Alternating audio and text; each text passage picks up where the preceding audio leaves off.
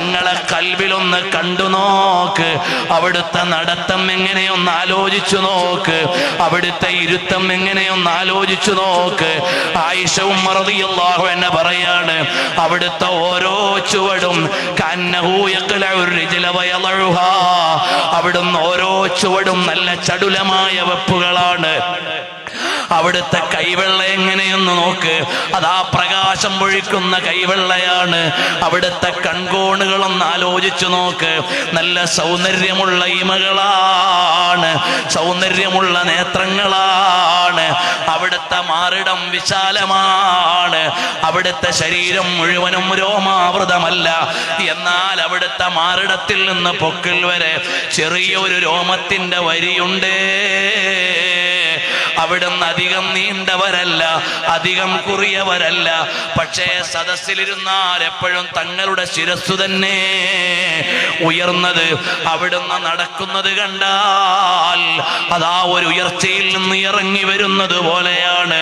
അവിടുന്ന് അലക്ഷ്യമായി സംസാരിക്കാറില്ല. അവിടുത്തെ ഓരോ വാക്കും വ്യക്തമാണ്, ഒരു വാക്കും അവ്യക്തമല്ല. അവിടുത്തെ സംഭാഷണം മനോഹരമാണ്. അവിടുത്തെ വായിൽ നിന്ന് ഒരിക്കൽ പോലും മോശമുള്ള ഒരു വാക്കും വന്നിട്ടില്ല. അവിടുത്തെ സദസ്സിൽ ഒരാളും ഒരാളെയും ഗീബത്ത് പറയാറില്ല. അവിടുത്തെ സദസ്സിൽ തങ്ങൾ സംസാരിച്ചാൽ സദസ്സിരിക്കുന്നത് കണ്ടാൽ അവരുടെ ശിരസിന്റെ മേലെ ഒരു പറവയിരിക്കുന്നു. അത് പാറിപ്പോകരുതെന്ന് ശ്രദ്ധിക്കും പോലെ സൂക്ഷ്മമായി തങ്ങളുടെ സദസ്സിലിരിക്കാറാണ്. അവിടുത്തെ മുഖകമലം നോക്കിയാലോ പ്രകാശം പൊഴിയുന്നതാണ്. അവിടുത്തെ പൽക്കോവകൾക്കിടയിൽ നിന്ന് ഒരു പ്രകാശം വരുന്നുണ്ട്.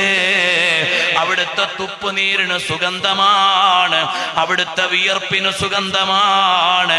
അവിടുത്തെ ശിരസിലെ മുടികളാണെങ്കിലോ അത് കൂടിപ്പിണഞ്ഞതല്ല, പാറിപ്പറന്നതല്ല. അവിടുന്ന് ഒത്ത നിലയിലുള്ള രോമങ്ങളാണ്. അവിടുത്തെ തലപ്പാവ് പ്രൗഢിയുള്ളതാണ്.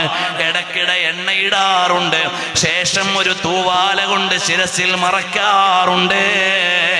ആ സമയത്ത് നബി സല്ലല്ലാഹു അലൈഹി വസല്ലം തങ്ങൾ വരുന്നത് കണ്ടാൽ കന്ന സൗബഹു സൗബു സയ്യാത്തിൻ, ഒരെണ്ണ വ്യാപാരിയുടെ തുണിയാണോ അതെന്ന് ആലോചിച്ചു പോകും. നന്നായി തലയിൽ എണ്ണയിടും. ചിലപ്പോ നബി സല്ലല്ലാഹു അലൈഹി വസല്ലം തങ്ങൾ ജഹറാനയിൽ വെച്ച് ഇഹ്റാം ചെയ്യാൻ വേണ്ടി കുപ്പായം മുഴുവൻ അഴിച്ചു. അരത്തുണി ഉടുത്തിട്ട് മേൽമുണ്ടിടാൻ നേരം അബൂ ഹുറൈറ റളിയല്ലാഹു അൻഹു ഒന്ന് നോക്കിയപ്പോൾ വാർത്തെടുത്ത പൊന്നുപോലെ നബി സല്ലല്ലാഹു അലൈഹി വസല്ലം തങ്ങളുടെ പിരടിയൊന്ന് നോക്കിയപ്പോൾ കന്നഹു ജീദു ദുമ്യത്തിൻ, അതാ വെള്ളി കൊണ്ടുണ്ടാക്കിയ ഒരു പ്രതിമയുടേതുപോലെ ഒരു ചുളിവുമില്ല, ഒരു മടക്കുമില്ല. എത്ര മനോഹരമായ പിരടിയാണ്, എത്ര മനോഹരമായ ശരീരമാണ്. ചിലപ്പം ഇത് വെള്ളിയാണോ എന്ന് തോന്നും, ചിലപ്പം ഇത് പൊന്നാണോ എന്ന് തോന്നും. അവിടുത്തെ പാദത്തിന്റെ മേലെ വെള്ളം വീണാൽ ചുളിവുകളോ കുഴികളോ ഇല്ല, വെള്ളം ഒലിച്ചു പോവുകയാണ്. നബി സല്ലല്ലാഹു അലൈഹി വസല്ലം തങ്ങളുടെ പാദത്തിൽ അതാ വിരലുകൾ ഓരോന്നും ദൃഢമായതാണ്. അവിടെ പാദത്തിന്റെ അടിയിൽ മാംസമില്ല, അഥവാ ഉയർന്നു നിൽക്കുന്ന ഭാഗത്ത് മനോഹരമായ അവസ്ഥയാണ്. ഇങ്ങനെ തങ്ങളുടെ പെരുവിരൽ മുതൽ ശിരസ്സു വരെ ഓരോ അവയവങ്ങളെയും സ്വഹാബത്ത് എണ്ണി എഴുതി അടയാളപ്പെടുത്തി വെച്ച സൗന്ദര്യം മനസ്സിൽ വെച്ചുകൊണ്ടൊന്ന് കാണുമ്പോൾ, മദീനത്ത് ചെന്നു നിൽക്കുമ്പോൾ, ഹബീബായ സല്ലല്ലാഹു അലൈഹി വസല്ലം തങ്ങളെ കണ്ടുകൊണ്ടൊന്ന് കിടക്കുമ്പോൾ, അവിടുത്തെ സന്നിധിയിലൊന്ന് ചെല്ലുമ്പോൾ, അല്ലാഹുവേ ഒരുപാട് തവണ ഞങ്ങളുടെ നേതാവായ തങ്ങളെ പൂർണ്ണമായൊന്ന് കണ്ട് ആസ്വദിക്കാൻ തങ്ങൾക്ക് തൗഫീഖ് നൽകണം അല്ലാഹ്. മൻ റആനി ഫിൽ മനാമി കഅന്നമാ റആനി ഫിൽ ഇഖ്ളാ.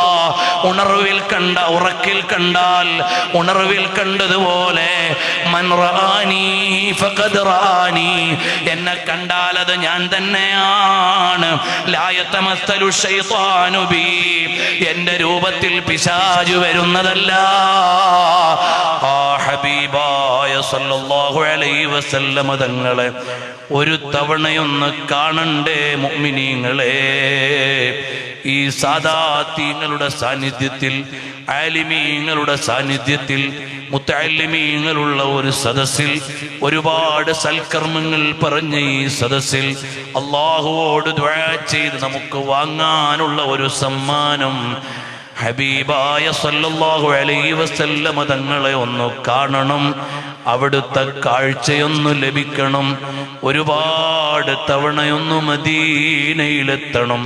അല്ലാഹുവേ ഞങ്ങൾക്ക് തൗഫീഖ് നൽകണം. അല്ലാഹ് ഞങ്ങളുടെ ഖൽബ് നന്നാക്കി തരണം. അല്ലാഹ്